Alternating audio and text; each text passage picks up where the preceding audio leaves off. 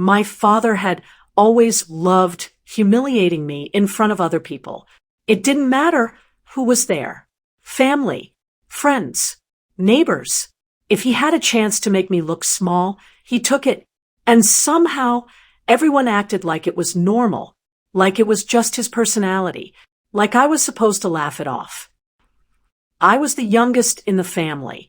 My older brother, Samir, was the golden child, straight A student, engineering degree, perfect job, the kind of son my father loved to brag about to anyone who would listen. Then there was me, the disappointment. At least, that's how he introduced me. I dropped out of college when I was 19, not because I was lazy, not because I couldn't study, but because my mother got sick and someone had to stay home. My brother was already living in another city. My father, he made it clear that his work came first. So I stayed. I took care of her appointments, her medication, the nights she couldn't breathe properly, the hospital visits. I never regretted it, but no one ever acknowledged it either. To my father, all he saw was one thing. I didn't finish my degree, and in his mind that made me a failure. Years passed, my mother recovered, but the way my father treated me never changed. Every family gathering turned into the same routine. Someone would ask what I was doing with my life. Before I could answer, he would.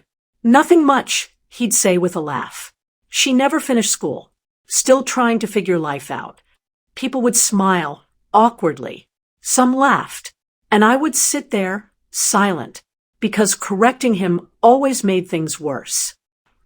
The truth was, I had built a life he knew nothing about. A very successful one, but I kept it hidden. At first, because I didn't want attention. Later, because I wanted to see how far he would go. I started working online after leaving college. A freelance project here. A small client there. It wasn't glamorous. I worked from my room late into the night. Most people assumed I was just wasting time on my laptop. Even my father. He used to walk past my door and shake his head.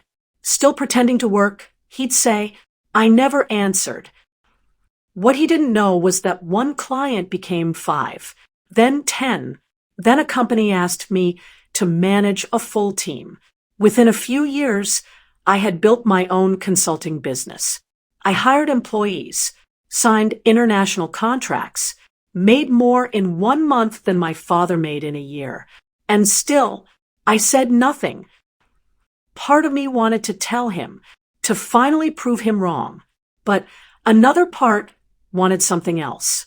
I wanted to know if he would ever respect me, without money, without status, without something he could show off.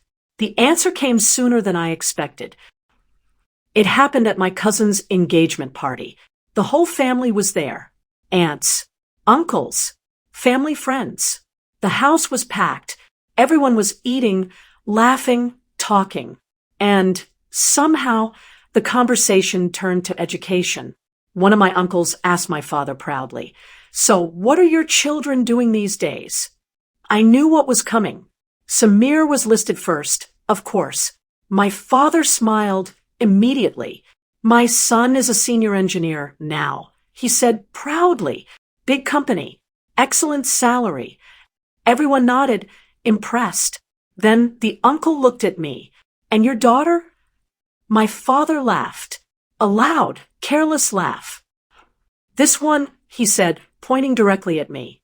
She's the uneducated one. The room went quiet. I felt every eye turned toward me. But he wasn't done. She quit college, sits at home all day, and acts like she has plans. Honestly, completely worthless. A few people looked uncomfortable. My mother lowered her eyes. No one said anything. And my father smiled, like he had just told a harmless joke. Something inside me shifted. For years, I had stayed quiet. For years, I let him talk because I told myself it didn't matter. But in that moment, it did. I stood up slowly, My chair scraped against the floor, and every conversation in the room stopped. My father looked at me, annoyed. "What?" he asked. I looked him straight in the eye. For the first time in my life, I wasn't afraid of him. And then I said the one thing he never expected to hear. "You really think I'm worthless?" The smile faded from his face, but what I said next made the entire room go silent. I took a slow breath and looked around the room. Everyone was staring at me. My father still had that annoyed expression on his face, like I was embarrassing him just by speaking. For years, I had stayed quiet, not because I had nothing to say, but because I knew the moment I spoke, everything would change. And that night, I was done protecting his version of me. "I'm not unemployed," I said calmly. He let out a short laugh. "Then what? You suddenly have some secret job none of us know about." A few people chuckled nervously. He thought I was bluffing.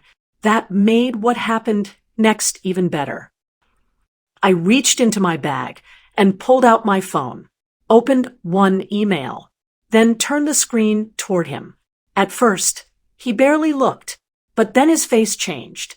The smile disappeared, his eyes narrowed, and for the first time all night, he said nothing. It was a contract, one of many, a partnership agreement from a company based in Singapore. The number at the bottom was impossible to ignore. It was more money than he had earned in several years, combined. He looked at me, confused. "What is this?" I met his eyes. "This is one of my clients." The room went silent. I could hear the music in the other room and the sound of dishes in the kitchen. No one moved. My uncle leaned closer. "Client." I nodded. "I run a digital consulting company. I started it after I left college." My father blinked like he hadn't heard me correctly. I continued before he could interrupt. "I have employees in 3 countries. Most of my work is international. That's why I'm at home on my laptop all day." No one laughed now. My cousin actually pulled out a chair and sat down, like he was watching something unfold that he didn't want to miss. My father's face had gone pale. "You're lying," he said, but his voice had changed. It wasn't confident anymore. It sounded desperate. So I opened my company website, then my business registration, then a recent article where I had been interviewed about women-led startups. My name, my photo, my company, right there, in front of everyone. My mother covered her mouth. My uncle looked at my father, then back at me. "Wait, this is yours." I nodded. "Yes." And then I added the part one had waited years to say. "I make enough to buy this house 3 times over." The silence that followed felt unreal. My father looked like someone had pulled the ground out from under him, because all those years he mocked me. All those times he called me useless. He had no idea he was talking to the most successful person in the family. Then he said something that made me laugh. "If that's true, why didn't you tell us?" I stared at him for a moment, then answered honestly, "Because I wanted to know if you could respect me without money." His face dropped, and he had no answer. That was the moment everyone understood. This wasn't about education. It wasn't about college. It wasn't even about success. My father never cared who I really was.